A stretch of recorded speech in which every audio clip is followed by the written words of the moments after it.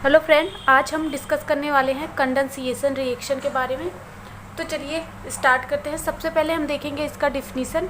Condensation reaction होता क्या है? ऐसे रिएक्शन जिसमें सेम मॉलिक्यूल या फिर डिफरेंट मॉलिक्यूल आपस में कंबाइंड होते हैं और स्मॉल मॉलिक्यूल रिलीज़ करते हैं या फिर नहीं करते हैं, उसको हम क्या कहते हैं? Condensation reaction. फिर से सुन लीजिए, ऐसा रिएक्शन जिसमें सेम मॉलिक्यूल या फिर डिफरेंट मॉलिक्यूल आपस में कंबाइन होते हैं, स्मॉल मॉलिक्यूल रिलीज़ करते हैं या फिर नहीं करते हैं, उसी को क्या कहते हैं? Condensation reaction. Those reaction in which different molecule are same molecule are combined and release are may not release small molecule is called condensation reaction.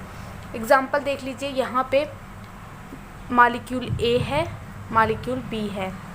यहाँ पे क्या हो सकता है? ए भी हो सकता है, ए बी भी हो सकता है, क्योंकि यहाँ पे हमने बात किया था डिफरेंट मॉलिक्यूल भी हो सकते हैं और सेम मॉलिक्यूल भी आपस में क्या कर सकते हैं? कंबाइन कर सकते हैं। तो ये दोनों आपस में कंबाइन करेंगे तो क्या होगा? स्मॉल मॉलिक्यूल जो है वो रिलीज़ भी हो सकता है और नहीं भी रिलीज़ हो सकता है। इसी को क्या कहेंगे हम? कंडेंसेशन रिएक्शन कहेंगे। एग्जाम्पल देखेंगे, aldol condensation reaction, Cannizzaro reaction. सबसे पहले हम देखेंगे एल्डोल कंडेंसेशन रिएक्शन क्या होते हैं। एल्डोल कंडेंसेशन रिएक्शन ऐसे रिएक्शन जिसमें एल्डिहाइड या कीटोन आपस में कंबाइन होकर के ऐसे प्रोडक्ट का फॉर्मेशन करते हैं जिसमें aldehydic and alcoholic group present होता है, उसी हम कहते हैं एल्डोल कंडेंसेशन रिएक्शन। फिर से सुन लीजिए, ऐसे रिएक्शन जिसमें एल्डिहाइड या कीटोन आपस में कंबाइन होकर के ऐसे प्रोडक्ट का फॉर्मेशन करते हैं जिसमें aldehydic and alcoholic group present होता है, उसे हम क्या कहते हैं? एल्डोल कंडेंसेशन रिएक्शन कहते हैं। Those reaction in which aldehyde and ketone are combined to form a product having aldehyde group and alcoholic group is called aldol condensation reaction. Explanation में देखेंगे, जो एल्डोल है इसका नाम एल्डोल कंडेंसेशन रिएक्शन कैसे पड़ा? जो एल्डोल है उसमें ALD जो है वो किसको रिप्रेजेंट करता है?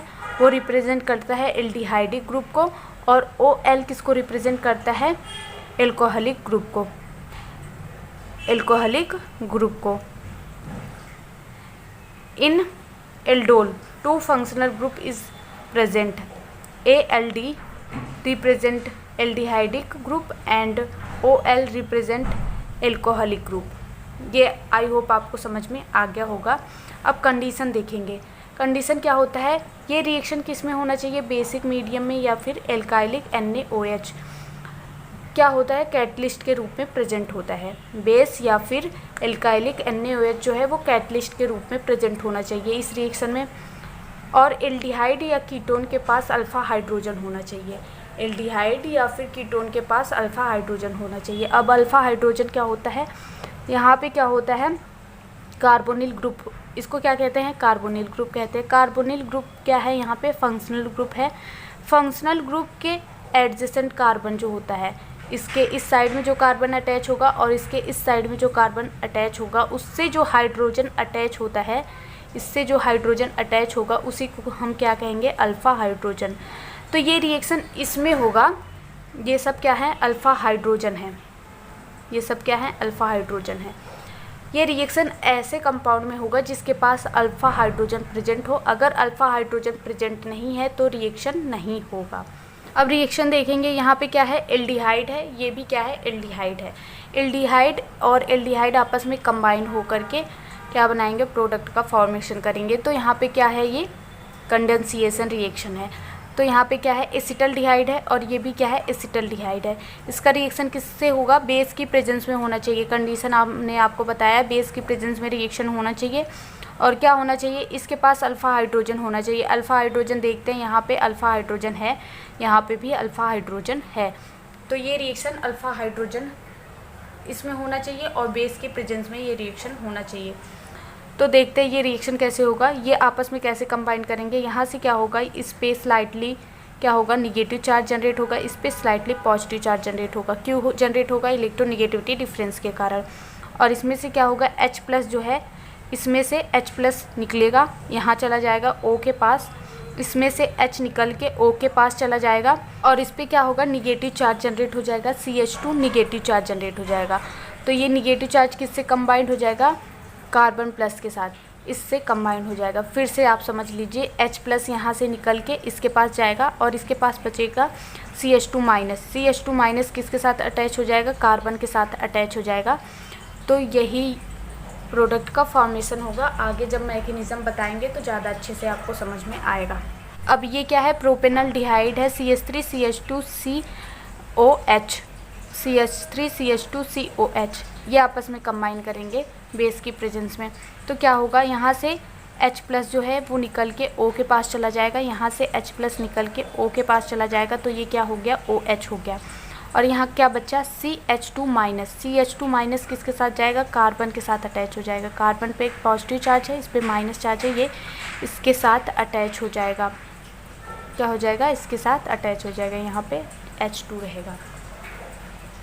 अब ये रिएक्शन देख लीजिए, यहाँ पे क्या है? कीटोन है, दोनों कीटोन मॉलिक्यूल कंबाइन होंगे बेस की प्रेजेंस में। क्या होगा? यहाँ से H प्लस निकलेगा, इसके साथ O के साथ चला जाएगा, OH हो गया ये। और यहाँ पे क्या है? CH2 है, यहाँ पे CH2 माइनस है, ये कार्बन के साथ अटैच हो गया, ये कार्बन के साथ अटैच हो गया। ये वाला CH3 जो है वो नीचे अटैच हो गया और ये CH2 और ये ग्रुप जो बचा वैसे ही अटैच हो जाएगा। अब एक बात और, अगर हम ये जो प्रोडक्ट बन रहा है, ये जो प्रोडक्ट बन रहा है, इसको अगर हम हीट कर देंगे ना, तो यहाँ से वाटर मॉलिक्यूल निकल जाएगा और डबल बॉन्ड का फॉर्मेशन होगा। यहाँ से वाटर मॉलिक्यूल निकल जाएगा और डबल बॉन्ड का फॉर्मेशन होगा। वही यहाँ पे लिखा गया है, अगर इस प्रोडक्ट को आप हीट करोगे तो यहाँ से वाटर मॉलिक्यूल, यहाँ से OH और यहाँ से H, यहाँ से OH, जिस कार्बन से OH निकलेगा उसके बगल वाले कार्बन से क्या निकलेगा? H निकलेगा। OH निकल के यहाँ पे डबल बॉन्ड का फॉर्मेशन हो जाएगा। When aldol product is heated, then hydrogen atom from alpha carbon and OH group from beta carbon is removed in the form of water and form double bond between alpha and beta carbon। अगर आपको ऐसे नहीं समझ में आ रहा है तो ये क्या हो गया? Functional group. फंक्शनल ग्रुप के जो बगल वाले कार्बन होते हैं उसको क्या कहते हैं? अल्फ़ा, और उसके बगल वाले को क्या कहेंगे? बीटा। तो ये बोल रहा है कि बीटा पोजीशन से क्या निकलेगा? OH ग्रुप निकलेगा, और अल्फ़ा पोजीशन से क्या निकलेगा? H निकलेगा, और डबल बॉन्ड का फॉर्मेशन हो जाएगा किस में? अल्फ़ा और बीटा कार्बन के बीच में। ये हो गया आपका फंक्शनल ग्रुप, ये हो गया फंक्शनल ग्रुप। इसके बगल वाले से जो अटैच होगा उसको हम क्या कहेंगे? बीटा, सॉरी, इसको कहेंगे अल्फ़ा और उसके बगल वाले को कहेंगे बीटा। तो बीटा से क्या निकलेगा? OH निकलेगा, और अल्फ़ा से क्या निकलेगा? H निकलेगा, और बीटा और अल्फ़ा के बीच में क्या बनेगा? डबल बॉन्ड बन जाएगा। वही यहाँ पे लिखा गया है। रिएक्शन देखते हैं तो ज़्यादा अच्छे से आपको समझ में आएगा। ये हो गया आपका फंक्शनल ग्रुप। फंक्शनल ग्रुप के बगल वाले से जो अटैच होता है उसे हम क्या कहते हैं? अल्फ़ा कहते हैं, और उसके बगल वाले को क्या कहेंगे? बीटा कहेंगे। उसके बगल वाले को बीटा कहेंगे। तो ये क्या बोल रहा है कि अल्फ़ा कार्बन से H निकलेगा और बीटा से क्या निकलेगा? OH निकलेगा। क्या निकलेगा? यहाँ से वाटर मॉलिक्यूल निकल जाएगा हीट करने पे, और डबल बॉन्ड बन जाएगा अल्फ़ा और बीटा कार्बन के बीच में। ये बहुत इजी था। क्या निकालना है? OH और H को निकाल देना है, डबल बॉन्ड का फॉर्मेशन कर देना है। अगर हम जो एल्डोल प्रोडक्ट बनता है उसको अगर हीट करते हैं तो ये फॉर्म होता है।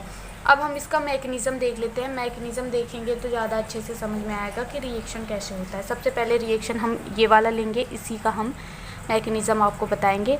सेम वैसे ही मैकेनिज़्म सबका होता है, एक का बता दे रहे हैं आपको। तो देख लीजिए, यहाँ पे ये वाला क्या है? एसिटल्डिहाइड, ये भी क्या है? एसिटल्डिहाइड।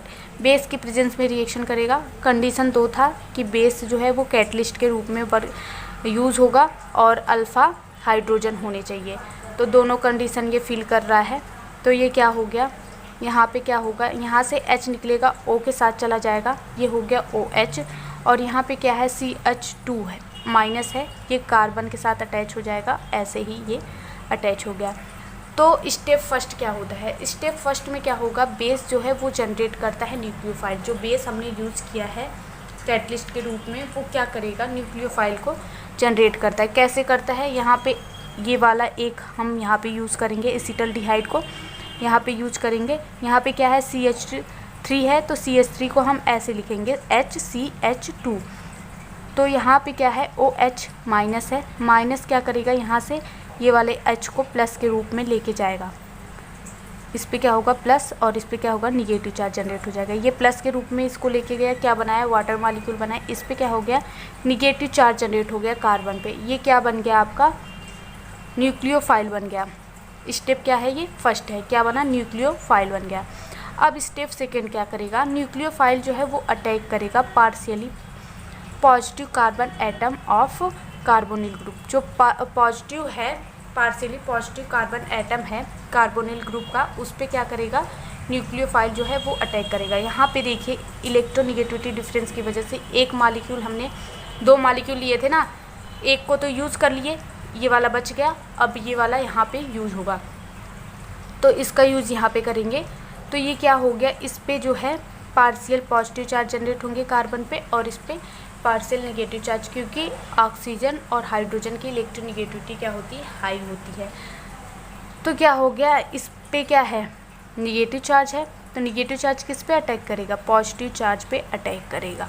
जब पॉजिटिव चार्ज पे अटैक करेगा तो ये इसके साथ कंबाइन हो गया, ये इसके साथ कंबाइन हो गया, तो बना आपका ये फॉर्म हो गया। अब आगे देखते हैं थर्ड स्टेप क्या होता है। स्टेप फर्स्ट में जो वाटर मॉलिक्यूल रिलीज़ हुआ था ना, उसका यूज़ करेंगे, यहाँ पे हाइड्रोलिसिस करवाएंगे। तो यहाँ से क्या होगा H जो है, जो ये H है यहाँ से H प्लस के रूप में निकलेगा, ये माइनस होगा, OH माइनस होगा। यहाँ से जो H प्लस है ये O से अटैच हो जाएगा, तो क्या हो गया OH हो गया। कुछ नहीं करना, बस यहाँ पे जो H प्लस है ये इसके साथ अटैच हो गया, ये क्या हो गया OH में कन्वर्ट हो गया और OH माइनस आपके कैटलिस्ट था। तो कैटलिस्ट आप जितना यूज करते हैं उतने अमाउंट में बाहर निकलता है रिएक्शन में। OH जो है वो कैटलिस्ट के रूप में यूज़ हुआ था, इसलिए ये उतने ही अमाउंट में बाद में मिल जाएगा, क्योंकि आपको पता है कैटलिस्ट क्या होते हैं, रिएक्शन में पार्टिसिपेट नहीं करते हैं, केवल रेट ऑफ रिएक्शन को चेंज करते हैं, रिएक्शन के रेट को बढ़ाते हैं या फिर घटाते हैं, रिएक्शन में पार्टिसिपेट कैटलिस्ट नहीं करते हैं। तो OH जो है वो कैटलिस्ट के रूप में हमने यूज़ किया था, तो वो बाद में वैसे ही मिल गया।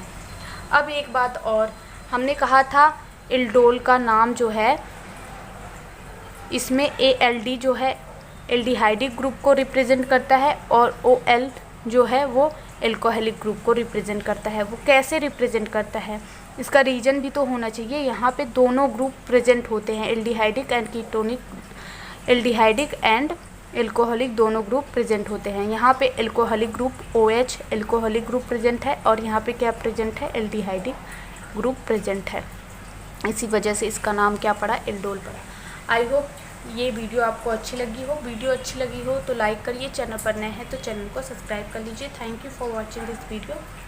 अगर आप स्क्रीनशॉट लेना चाहते हैं तो ले सकते हैं। अगले वीडियो में हम आपको बताएंगे कैनिज़ारो रिएक्शन, कैनिज़ारो रिएक्शन होता क्या है, उसका डिफिनीशन वगैरह और उसका मैकेनिज़्म बताएंगे।